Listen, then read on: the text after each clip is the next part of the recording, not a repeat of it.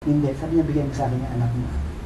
And he took the boy's body from her and carried him up to the upper room where he lived and laid the body on his bed. Binaba niya yung bata.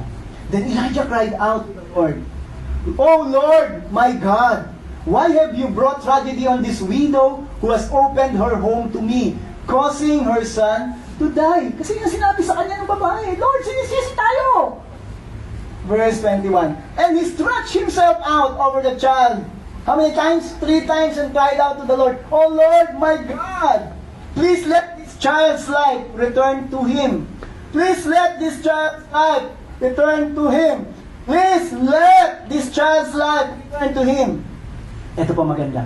Are you listening, church? The Lord heard Elijah's prayer, and the life of the child returned, and he came back to life. Palakpakan natin yung Panginoon. Marami naman ba kayo sigaw sa Panginoon? Pero bilhin yung 3. Hindi ba? Sabihin na sa Panginoon, paboritong word ni Lord, help. Siya po humingi ng tulong. Amen. Gusto ka ni Lord humingi ng tulong sa Kanya. At kung may lalapit sa inyo, nagpapahingi ng tulong, ingin nyo na rin ng tulong tulad nitong widow na ito. Meron po bang milagro nangyari? Ano unang milagro? Unang-una, umuulan ng maayos, sabi, isang milagro, tumigil ang ulan. Isang milagro, yung dinadalan siya ng ibon ng pagkain. Amen? Isang milagro, yung wheat hindi nauubos. Mga milagro ng Panginoon di ba? Di ba ibon magdadala sa inyo ng pagkain? Miracle yun. Hindi po lagi nangyayari yun. Amen? At ito pa binuhay. Anong problema mo ngayon? Mas matindi ba dito? Kung ito nagawa ng Panginoon sa Biblia, kayang-kaya niyang gawin. Siya po hindi nagbabago. He's still the same yesterday, today, and forever. Amen. He's Jesus na ngayon nakasama natin. Amen? 23. Then Elijah brought him down from the upper room and gave him to his mother. "Look! Your son is alive." Yabang naman ni Elijah. Namuna ano nangyari dito? Bakit namatay? Panig siya, "Lord! Sinisisi tayo!" Nung gumawa na ng miracle si Lord, wala nang paninisi. Baba niya, tingnan anak mo. Yabang pa, no? "Look! Your son is alive." Then the woman told Elijah, "Now I know for sure that you are a man of God." Hindi pa ko pala siya sure. Laging busog. "And that the Lord truly speaks through you." So naipruweba pa ng Panginoon sa babaeng ito. Marami pa akong kayang gawin sa buhay. I believe itong babaeng ito, isa po sa mga sumampalataya sa ating Panginoon. Amen. Hindi lang siya napasama sa Hall of Faith sa Hebrews 11. Let's continue. Amen? Let's continue. 3 taon na po lumipas. So ito po yung nangyari sa gitna po ng 3 taon yung kumain siya pinakain siya ng ibon at saka nagpunta siya rito. Nandun po sa gitna ng 3 taon. Pagkatapos ng 3 taon, gutom na po ba kayo? Hindi. After many months passed, in the 3rd year of the drought, the Lord said to Elijah, "Go." Ilang beses na po sinabing go? 3 yata. No po? Lagi si Lord ang nagsasabing go. "And present yourself to King Ahab." Remember in chapter 17 verse 1? He presented himself to Ahab and he said, 3 taon, so many years na magkakaroon ng drought. After 3 years, after so many years, ika-3 taon, the Lord said to him said to him again, "Go, tell him that I will soon send him." So Elijah went to appear before Ahab. But before we go there, sino po ang Diyos na sinasamba ni Ahab? Baal. He is kung babasahin mo yung kanyang tale of tape, ang nagpapaulan, ang Diyos na nagpapaulan kapag kailangan ng ulan. Yun po siya sabi doon, pag pinipresent si Baal, ang Diyos na magbibigay ng prosperity. Mga ganun pa sa tabi ni Baal, yung mga pinakikita siya, kaya niyang gawin. Pero 3 taon po, dasal kay Baal, "Baal, umulan." Wala po nangyayari. At ngayon, bumalik si Elijah. 3 taon. After 3 years, pauulanin na ng Diyos. Meanwhile, the famine had become very severe in Samaria.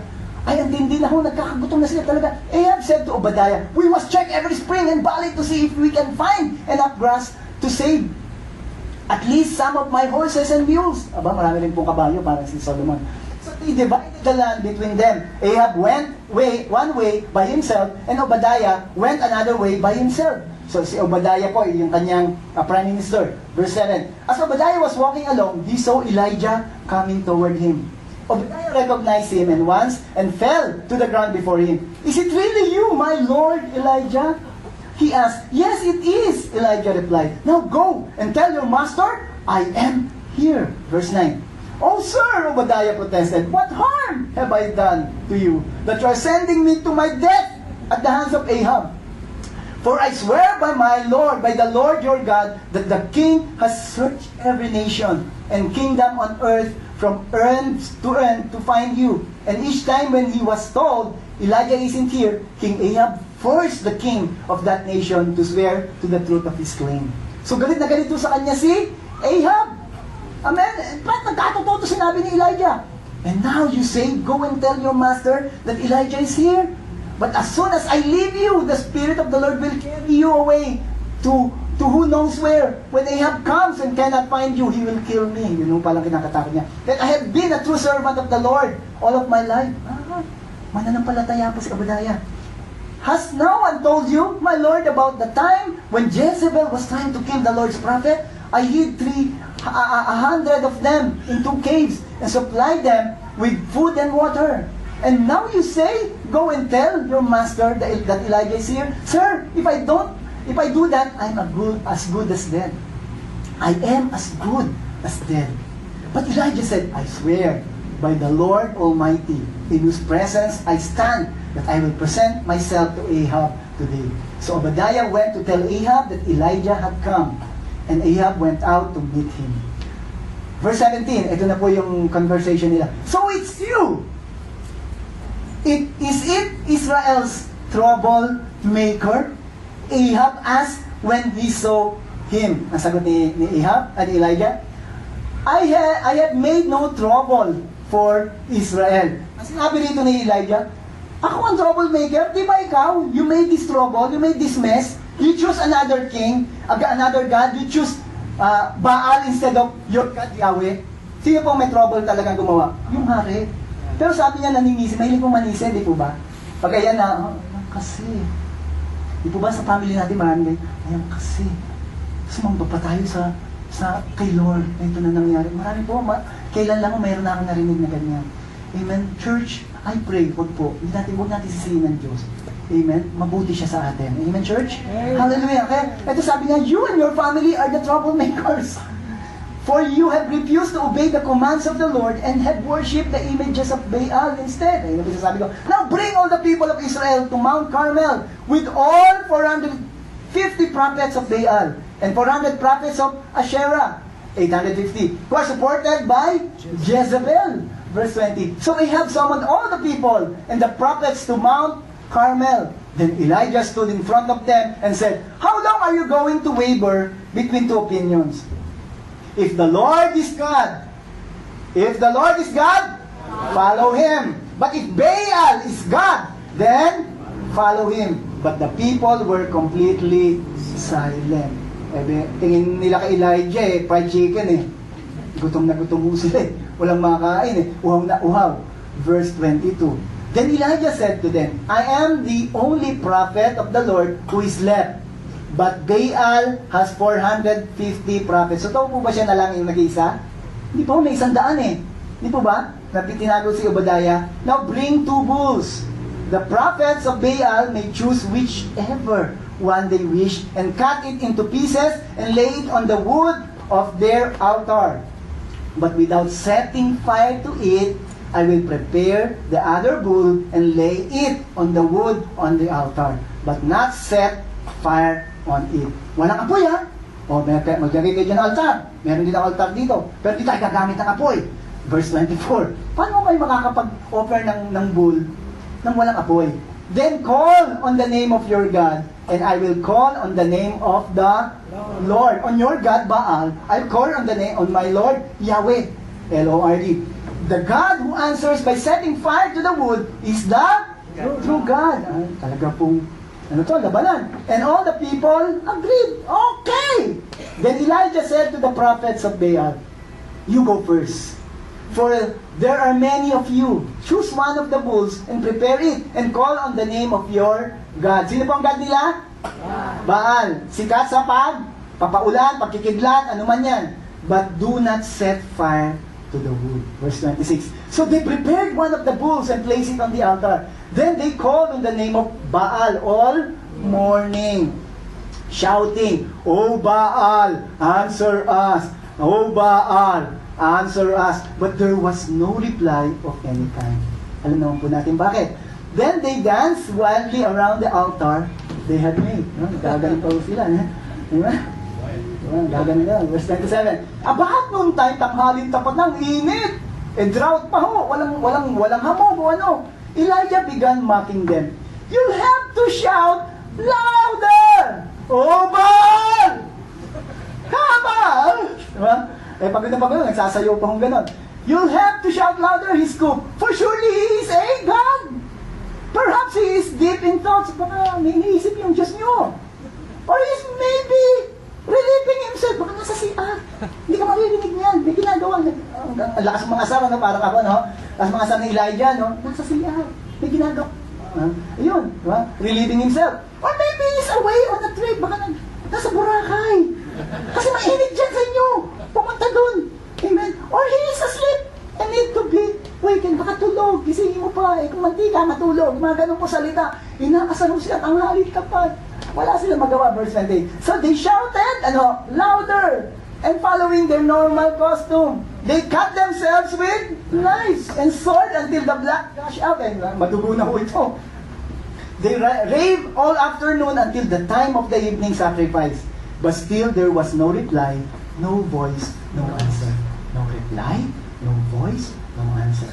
No reply, no voice, no answer. Nagsisigaw na. Verse 30.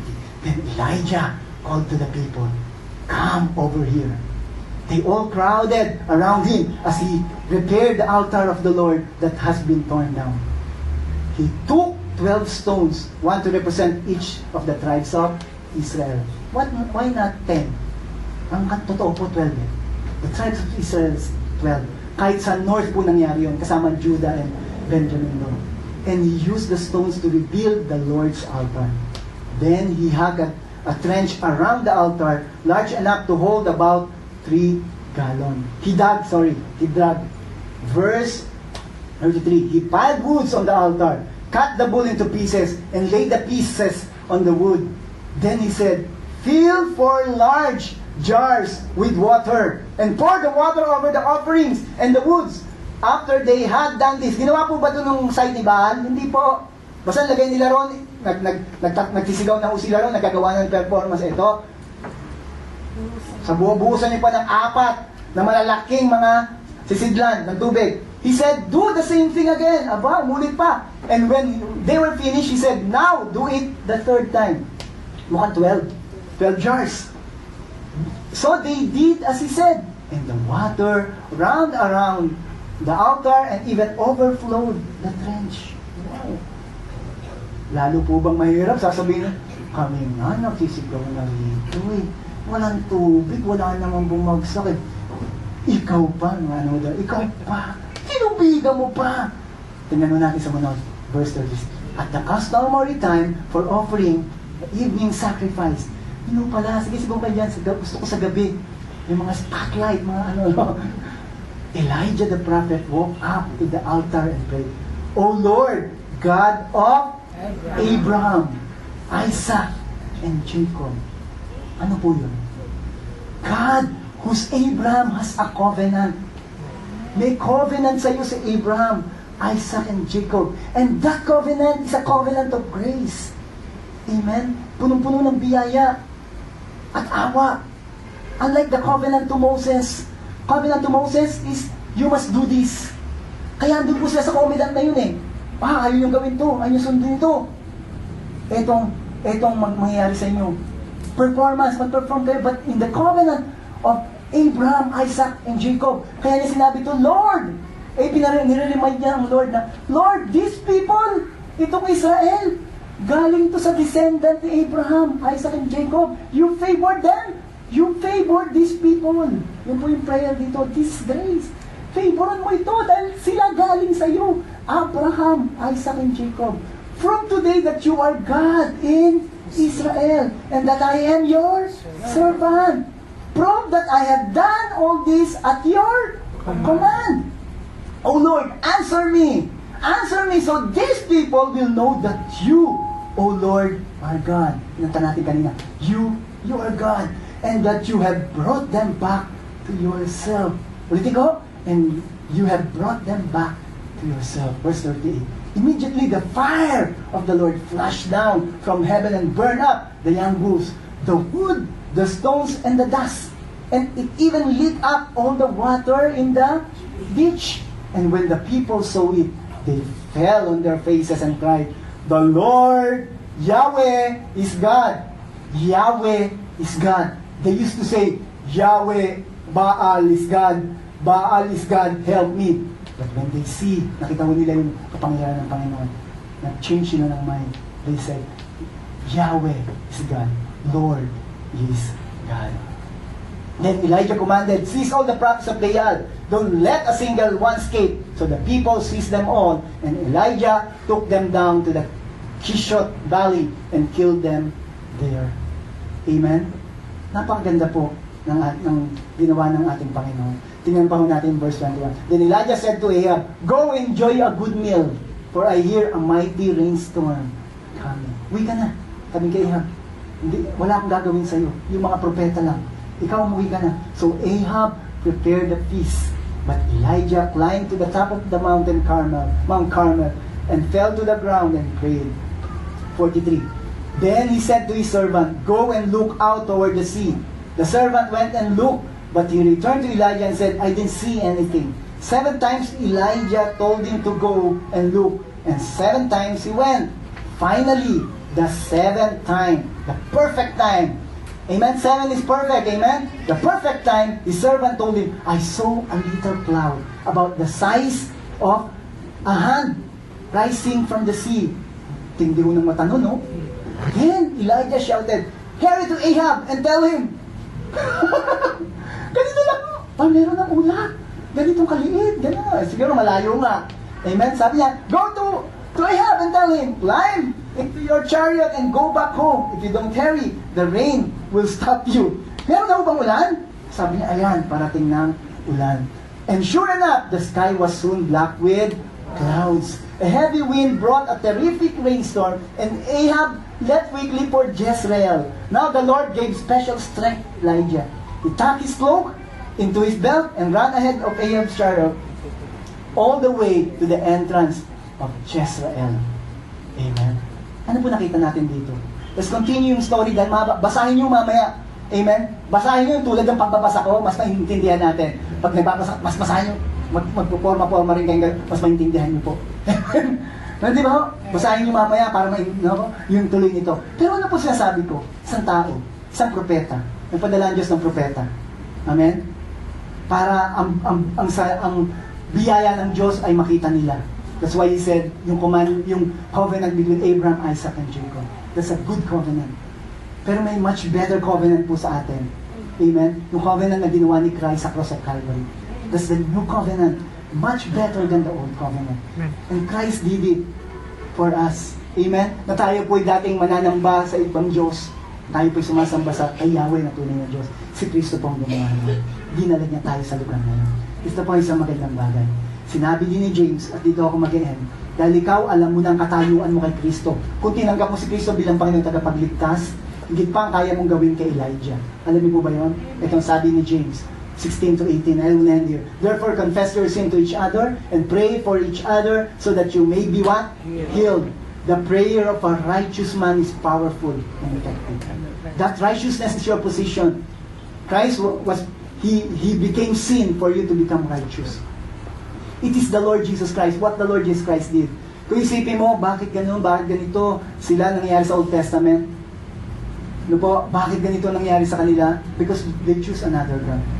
Ang pinili mo ngayon, mas mahigit pa sa tunay na, sa Diyos na sinasamba nila ron. Mas matindi po yung Diyos natin yan, si Kristo. Siya po ang tumapo sa atin lahat. Amen? At sa pagtapos niya ito, may karapatan ka ngayon na maging matuwid. And you, like Elijah, Elijah was a man just like you and me. Sabi po ni James, Elijah was a man just like you and me. He prayed earnestly that it would not rain. And it did not rain on the land for how many years? 3.5. Pastor, sabi mo 3 years. Before that, meron na akong nagpe-prepare na summer po bago dumating sa tagulan Sinama po dito ni James. Kaya po 3